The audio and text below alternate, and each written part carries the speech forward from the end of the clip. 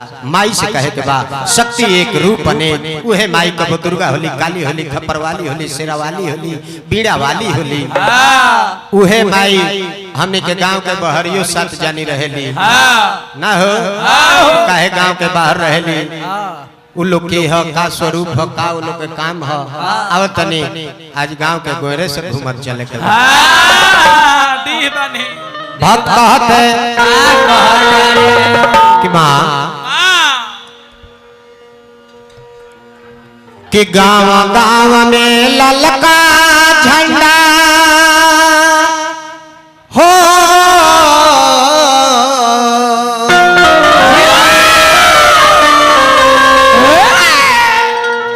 गांव गांव में ललका झंडा लहर लहर लहरा तहमनी पर मैया अरे ममता के कदी बरसा। अरे कौन धुन हाजी हमरा आगे कहे जाम हटाव तो धुन बताई तू हमरा से धुन अनेरे पूछे ला मुखिया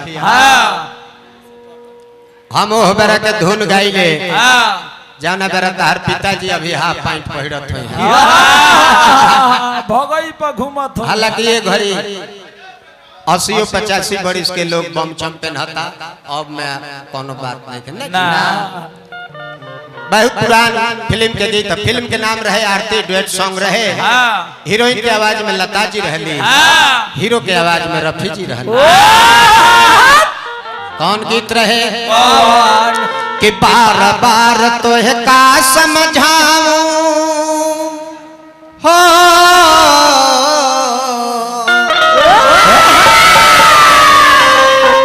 बार बार तो है का समझाऊं पायल की झनक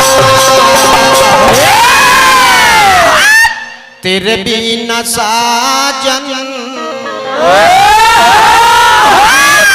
लागे न जिया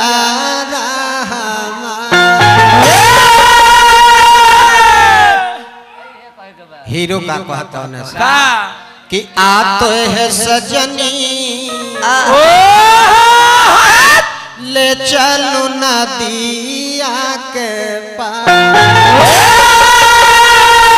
यही धुन में कहे के बाद कि गांव गांव में ललका झंडा लहर लहर लहर तहमनी पर मैया अरे ममता के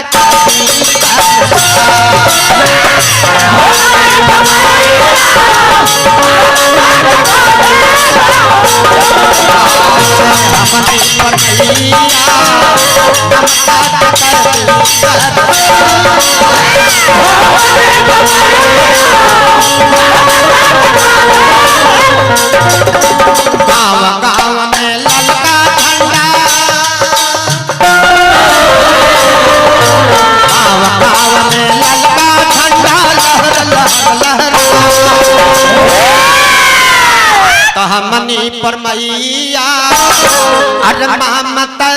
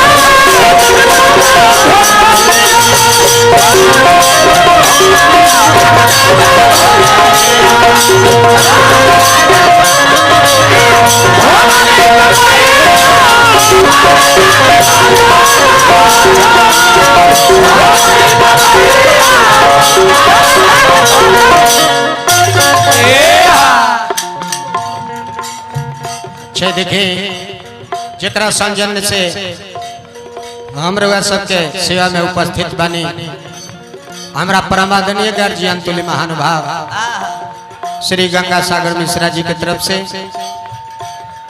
बहुत बहुत आशीर्वाद रूपी पुरस्कार मिलल। चरण बंदन बा ब्रह्म बाबा से प्रार्थना रही थे दृष्टि खातिर। चली रौरो दुकान के बहनी हो गई। ए चिंता में रह रहनी ठीक रही तो बहनी ना कर चाहे कौनो कारोबार हो। अरे का हो महिमा यज्ञमय हमेशा सर्व करे अवतार।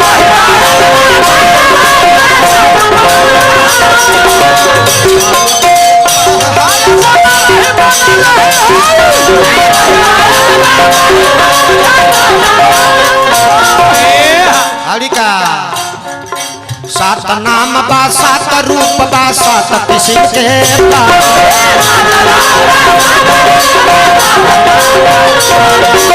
सात रूप बा सात किस्म के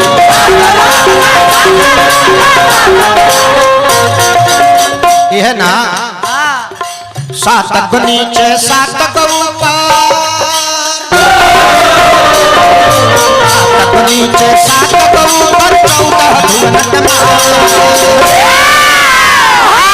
पैसा ले ले।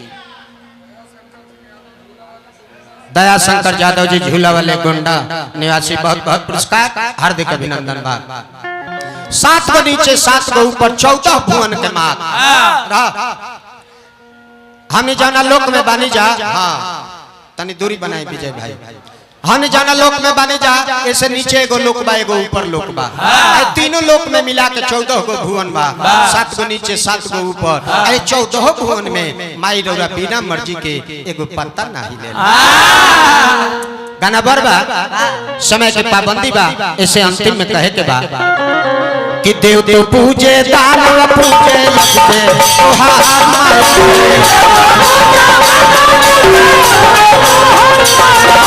देव तो पूजे दानव पूजे यज्ञ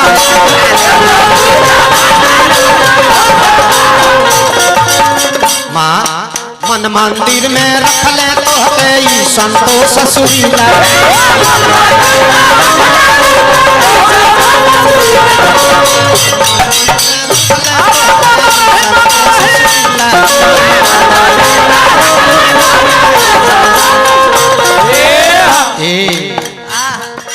लहरी बाबा कती हलकुली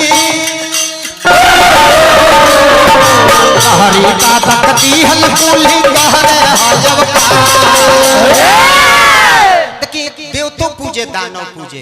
जैसे शंकर जी देवतों के देव हुए दानव के देव है मानव के देव है सबकर देव है जैसे महादेव भइले वही तरह माइयो सबकर माई है। माइयो के माई है बेटुओ के माई हो बबुओ के माई हो बेटुओ के माई हो चोरों के माई है सधो के माई है जोगियों के माई है और संगे संगे भोगियों के हाँ जी सबकर माई है। देखिए माइयो के देवतो पूजे दानव पूजे। चोर चोरी कैला में धरा जाई आ कह जे चल ब्रह्म बाबा के क्रिया खोजे साइकिल हम नहीं छुड़ौले तो कहे जे ना चलो काली माई के क्रिया खाए। डाइन नगर कहीं डाइनपन में धरा जा सकल चल चल चल चल तो महावीर जी के क्रिया खोजे हम नहीं कैले कहले ना चलो काली माई के क्रिया खाए। माई लोग कहे जाला लोग काहे ऐसे कि जे माई हवी दंड भी दी है तो माइये लेखन दी है। माई कतनो क्रोधित होई है पपुआ खिसिया तमे चाल लेके जो है बुझाई जाज गोल्फर फाटल जी के तो फूल लेखन ऐसे तलहरी बाबा कदी हलकुली तोहरे हयव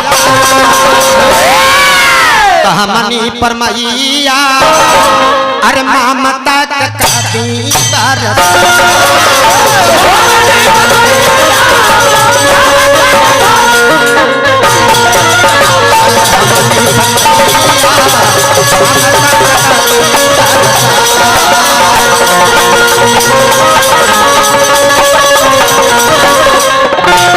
Yeah.